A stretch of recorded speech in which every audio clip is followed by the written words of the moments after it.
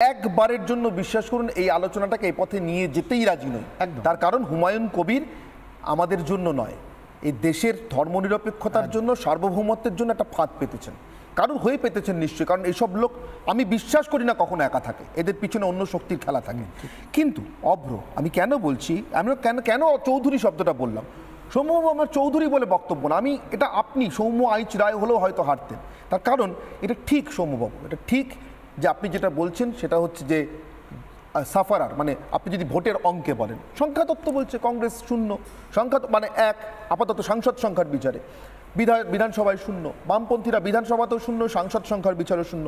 কিন্তু অভ্র 1946 সালে 47 সালে পশ্চিমবঙ্গের কংগ্রেস, হিন্দু মহাসভা, এমনকি কমিউনিস্টরা একযোগে এই পশ্চিমবঙ্গের বিধানসভায় পশ্চিমবঙ্গ নামে একটা রাজ্য তৈরিতে সমর্থন দিতে বাধ্য হয়েছেন। তার কারণ তারা বুঝেছিলেন তারা কোনো দলীয় পরিচয়ের জায়গা থেকে নন, তাদের অস্তিত্বটা আক্রান্ত হবে, অস্তিত্বটা বিপন্ন হবে শুধুমাত্র তারা হিন্দু বলে। তারা উল্টো পক্ষকে শুধুমাত্র মুসলমান বলে দেখছেন না ঠিক, কিন্তু জিন্নার দ্বিজাতি তত্ত্বে যারা বিশ্বাস করে তারা উল্টো পক্ষকে শুধুমাত্র হিন্দু বলে থাকে, ঠিক যেমন আমার পাশের দেশে দেখা হচ্ছে।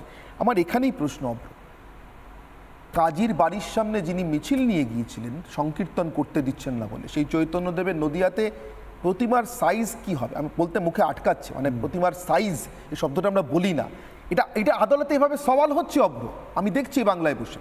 ঠিক সেই বাংলায় নদিয়ার পাশের জেলায় মুর্শিদাবাদ একজন বিধায়ক কবুল করছেন টিভি ক্যামেরার সামনে, বলছেন প্রকাশ্যে, হ্যাঁ আমি জিতিয়েছি ভোট ভাগ করে, হিন্দু মুসলমানে ভোট ভাগ করে জিতিয়েছি। এই দিনটা দেখার জন্য আমরা পশ্চিমবঙ্গে আমাদের পূর্বপুরুষরা থেকে গিয়েছিলেন অভ্র। অনির্বাণদা, একটার সঙ্গে একটা বিষয় কিন্তু ইন্টারলিঙ্কড, এবং আপনাকে ধন্যবাদ, আপনি দুটো জুড়েই কিন্তু আমাকে প্রশ্নটা করেছেন। রানাঘাটের একটি গ্রামে কিছু গ্রামবাসী তারা নিজেরাই নিজেদের মতো করে বহুদিন খেটে একটা দুর্গা প্রতিমা তৈরি করছিলেন। ওখানকার জেলা শাসক মনে করেছেন ওই প্রতিমা যদি তৈরি হয় এবং যদি ওখানে পূজা হয় তাহলে নাকি আইন শৃঙ্খলার সমস্যা চলে আসবে। এই হচ্ছে আমাদের রাজ্যের অবস্থা। তারপর তাদের এমন অবস্থা গ্রামবাসীদের, তারা 40 বিঘা জমিতে কিন্তু তারা চাষ করেননি, তারা পুরোপুরি নিযুক্ত ছিলেন 112 ফুটের দুর্গা প্রতিমা বানাবেন এবং একটা রেকর্ড তৈরি করবেন, বিশ্বের কাছে তুলে ধরবেন তাদের গ্রামের কথা, তাদের এই ভাস্কর্যের কথা, কিন্তু সেটা দেওয়া হলো না। তারা আজকে সর্বশান্ত হয়ে আজকে ঠিক করেছেন না এবছর আর তারা পুজো করতে পারবেন না। কেঁদে কেঁদে বলছিলেন মিডিয়ার সামনে ওই গ্রামের মহিলারা, আশেপাশের গ্রামে পুরো বিষণ্ণতার একটা স্বাদ, খুব খারাপ লাগছিল দেখে, বিশ্বাস করুন। খালি তাই নয়, এটা তো গেল না হয় রানাঘাটের একটি ঘটনা, কলকাতার বুকে বেলেঘাটা গান্ধী মঠ ফ্রেন্ড সার্কেল বলে একটি পুজো কমিটি, তারা পুজো করতে গেছিল, 40 ফুটের একটা শিরদাঁড়া তাদের থিম ছিল, সেই শিরদাঁড়া দিয়ে নাকি তারা পুজো করবে, শিরদাঁড়াটা থাকবে অ্যাজ আ থিম। তারা এই নিয়ে মিডিয়াকেও বলে যে হ্যাঁ আমরা মনে করছি শিরদাঁড়া, এটা কোনো স্পেসিফিক অভয়া রিলেটেড শিরদাঁড়ার কোনো সিম্বলিজম নেই, কিন্তু শিরদাঁড়া আমাদের থিমের মধ্যে পড়ছে।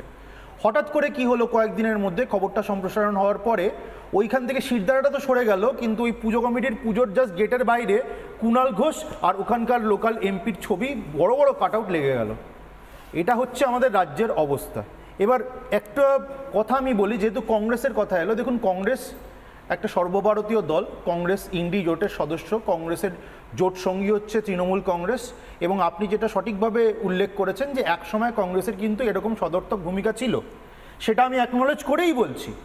এই কংগ্রেসই কিন্তু যখন বিবর্তন হয় তখন কিন্তু 1976 সালে, হ্যাঁ 1976 সালে ইমার্জেন্সি চলার সময় তারা কিন্তু আমাদের ভারতবর্ষের কনস্টিটিউশনে 42nd অ্যামেন্ডমেন্টে সেকুলার শব্দটা আনে।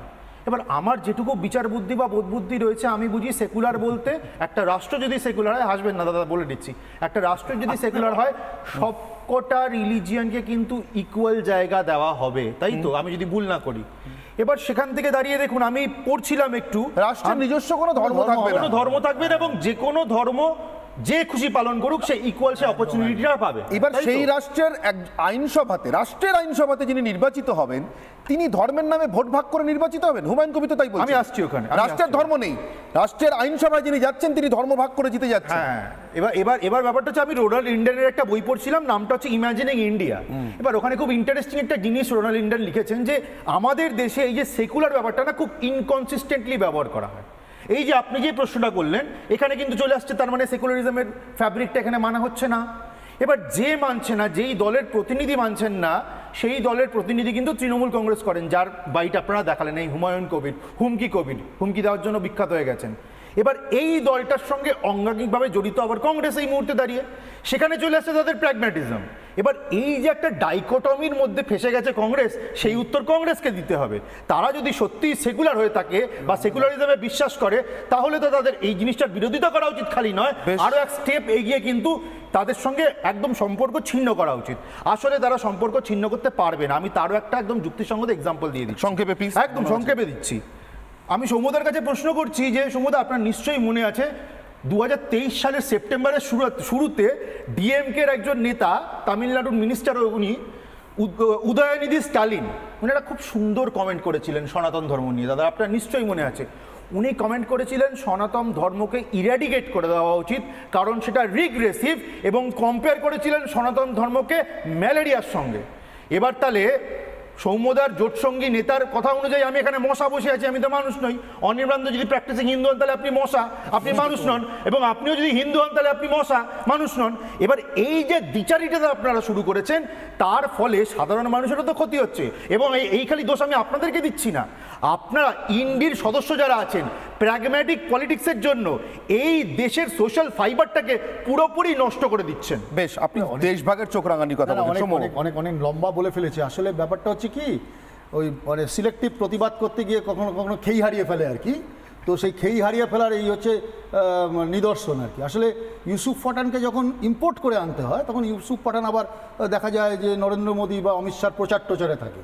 তো সেই গল্পগুলো এরা একটু কম জানে, যখন এখানে বসে বক্তৃতা করে তখন একটু কম জানে আর কি। আসলে পার্লামেন্টে যখন বিজেপির ভোট দান করা হয়, তখন এই তৃণমূল অ্যাবস্টেন থাকে 69টা বিলে, সেটা একটু কম জানে। আসলে আমরা যে বলছি যে দুটোই খারাপ। আসলে এই রাজনাথ সিংদের আবার কানে কানে মমতা বন্দ্যোপাধ্যায়ের কথা বলতে শোনা যায় ক্ষমতায় আসার সময়। আবার দেখা যায় যে মোহন ভাগবতজি আবার মঞ্চে দাঁড়িয়ে বলেন যে এই সরকারের মোহন ভাগবতজি সেই কথাটা বলেনি, আপনি এটা ভুল বলছেন বলে আমি মাধ্যমে বাধ্য হলাম। I am so sorry, but Mohan Bhagwatji এটা বলেছিলেন, পুরো ভিডিওটা দেখুন, যে কেন্দ্র যা সিদ্ধান্ত নেবে আরএসএস সেটাকে সমর্থন করবে। প্লিজ মিসরিপ্রেজেন্ট করবেন না। আরএসএস এর দুর্গা তো আমরা বলিনি, কংগ্রেস বলেনি। আসলে একটু থামবেন। সমাজ ব্যাপারটা হচ্ছে যে পলিটিক্যালি মমতা বন্দ্যোপাধ্যায়ের সঙ্গে ট্যাসিড অ্যালায়েন্সে কারা কখন কি করেছে এইসব গল্পের ইতিহাসটা একটু কম বললেই ভালো হয়। আমি বলছি দুটোই খারাপ। এই যে পশ্চিমবঙ্গে এই রাজত্বে যে ঘটনাগুলো তৃণমূল করছে, যে আজকে তৃণমূলের বাড়বাড়ন্ত, তৃণমূলের যে আজকে এই পজিশন, আপনি বলতে পারেন যে কেন্দ্রীয় সরকারের সহায়তা না থাকলে তৃণমূল আজকে উৎফুল্লিত হতে পারে? আজকে একটার পর একটা তদন্ত, পশ্চিমবাংলার দুর্নীতি, লুটপাট, খুন, একটাও দিনের আলো দেখে না, শুধুমাত্র এই কারণে। সৌম্যবাবু, আমি তদন্ত ইত্যাদি দুর্নীতি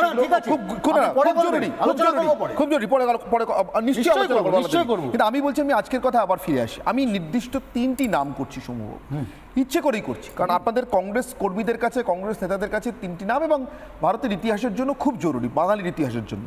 কিরণ শঙ্কর রায়, বিধানচন্দ্র রায়, মৌলানা আবুল কালাম আজাদ। নিজের আত্মজীবনীতে আজাদ লিখে গিয়েছেন, দেশ ভাগ হয় তিনি চাননি, তার উপরে বাঙালি ভাগ হয় তিনি আরও চাননি। আমি জানি না আজাদ সেদিনকে দাঁড়িয়ে যা চেয়েছিলেন, তার ধর্মনিরপেক্ষতা নিয়ে আমার কোনো সন্দেহ নেই, কিন্তু সেদিনকে দাঁড়িয়ে যা চেয়েছিলেন তা আমার রীতিমতো ইউটোপিয়া মনে হয়েছে, অনেকটা শরৎ বসুর ধারণার মতো। তার চাওয়াতে মত দিলে বাংলার কংগ্রেস নেতারা রাজি হলে, তিনি 46 সাল পর্যন্ত কংগ্রেসের সভাপতি, তাহলে পশ্চিমবঙ্গে আজকের হিন্দু বাঙালির কী হতো আমি ভাবলে শিউরে উঠি।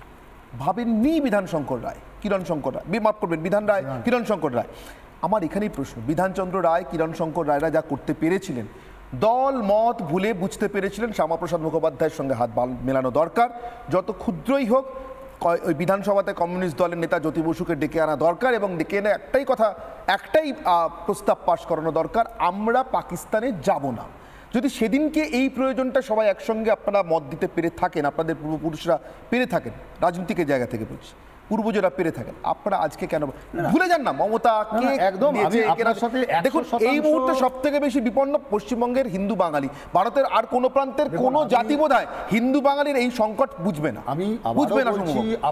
আপনার এই কথাতে আমি আবারও বলছি যে পশ্চিমবঙ্গের যে ইতিহাস, সেই ইতিহাসে দাঁড়িয়ে আজকে এই যে 3টে জেলা, যে 3টে জেলার কথা বলছেন বর্ডারিং জেলা, তারা তো 15ই আগস্ট স্বাধীনতা হয়নি, 18ই আগস্ট হয়েছিল অনেক পরে, এবং অনেক ইতিহাস, সেই ইতিহাসের জায়গা থেকে দাঁড়িয়ে বলছি যে আমরা তো সবাই পশ্চিমবঙ্গের মানুষ, এই যে আমরা বারবার একটা কথাও আসছে যে সেকুলারিজম নিয়ে অনেক কথা হচ্ছে, সেকুলারিজম মানে কি পার্শিয়ালি কাউকে মদত করা ইত্যাদিতে, তা একেবারেই নয়, ইন্টারপ্রিটেশনে গণ্ডগোল। আমি বলছি একটা সরকার রাষ্ট্র বা ক্ষমতা, তার তো কোনো নিজস্ব ধর্ম হয় না, তাহলে ইম্পার্শিয়াল জায়গা থেকে দাঁড়িয়ে কেন একটা পরিচালনার জায়গায় শুধুমাত্র ক্ষুদ্র ভোট, আমি বলছি ভোট, সেই দেশের আইনসভায় আমি আসবো সেই দেশের আইনসভায় একজন যাবে নির্বাচিত হয়ে, সেটাই তো বলছি একদম, আমি ধর্মের ভিত্তিতে বিভাজন করে। এবং তা শুধু নয়, আপনি বলুন তা শুধু নয়, সেই ভদ্রলোক বহাল তবিয়তে এখনো এমপি এমএলএ থাকবেন, তাকে শাস্তি দেওয়া হবে না, আর মুখ্যমন্ত্রী তাকে ফোন করবেন, আমি বলছি এই ঘটনা এমপি থাকবে। আমি